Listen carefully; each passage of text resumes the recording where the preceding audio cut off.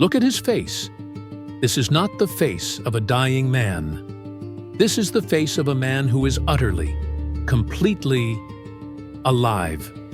His finger points toward the heavens, a final emphatic gesture in a lifelong argument. But his eyes, they do not follow.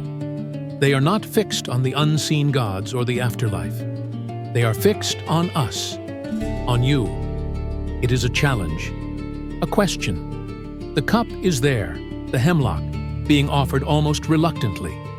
The man administering the poison can barely look, turning away, his face a mask of anguish. All around him, disciples and friends are consumed by their grief. One buries his head in the bed.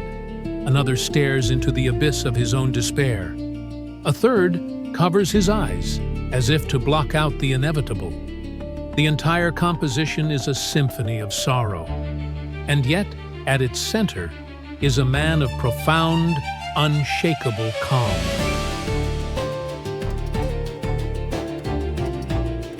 This is the genius of Jacques-Louis David's The Death of Socrates. He does not paint a scene of defeat. He paints a scene of ultimate victory. The quote echoes from another time, yet it finds its perfect home here.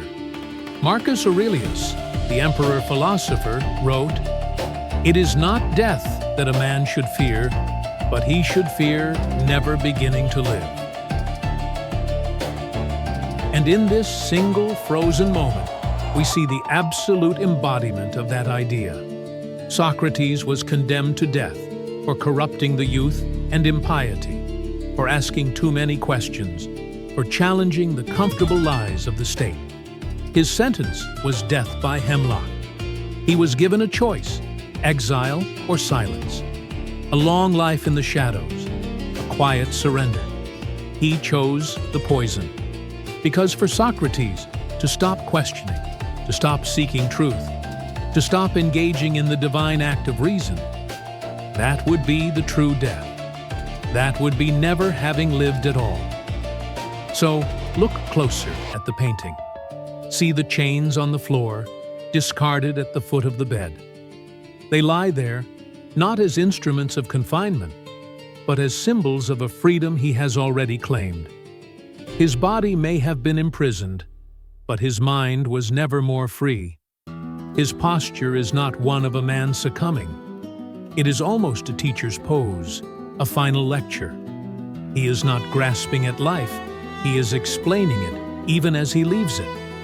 The light in the painting does not come from the doorway, the path to his execution. It falls from the top left, illuminating him, bathing the philosopher in a celestial glow, as if truth itself is the source of light. He is not fearing death, he is finishing his argument. We often misunderstand what it means to begin to live. We think of grand achievements, of milestones, of a destination we will one day reach. But Socrates shows us it is something far more immediate and far more difficult. To begin to live is to align your actions with your principles, no matter the cost. It is to value the integrity of your soul above the comfort of your body. It is to stare into the fear of social rejection, of failure, of obscurity, and choose the path of truth anyway. Every single one of the weeping figures in this painting is fearing death. The death of their teacher, the death of their comfort. But Socrates, alone, fears only the death of his purpose. He is drinking the hemlock not because he has reached the end, but because he truly began.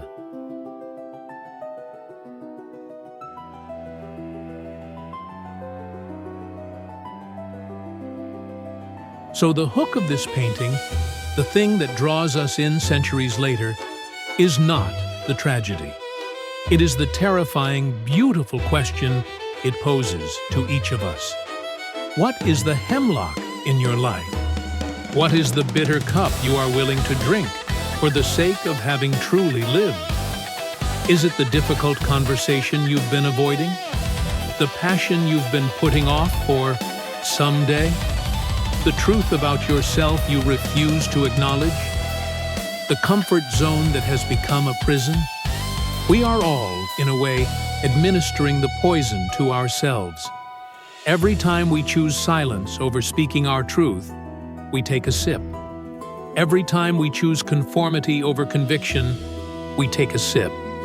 We are slowly poisoning our own potential, fearing the small deaths of embarrassment or failure, while ignoring the far greater tragedy, a life never truly begun. Socrates drains the cup in one defiant gesture. He embraces the physical end to affirm the philosophical beginning. His death is not his end. It is his final and most powerful lesson. The weeping men in the painting, they will die too, but their deaths will be an end. His death was a point. So let the image haunt you. Let the calm in his eyes unsettle your complacency. When you find yourself fearing a risk, a change, a truth, remember the finger pointing not to the sky, but at you.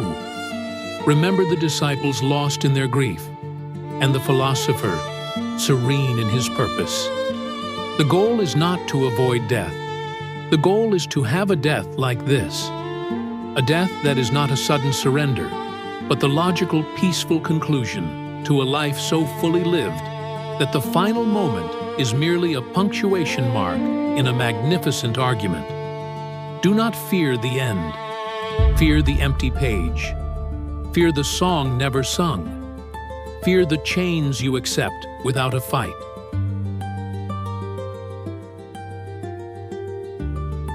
If you found this experience insightful, please consider subscribing to the channel.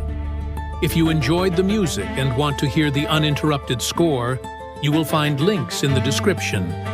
I hope to find you again in my next video. And thank you sincerely for listening. Fear never having subscribed to this channel. Fear never having smashed that like button. Fear suggesting this video to your friends. Fear watching all of my videos. Fear ever closing YouTube. Fear turning off this screen. Fear going outside.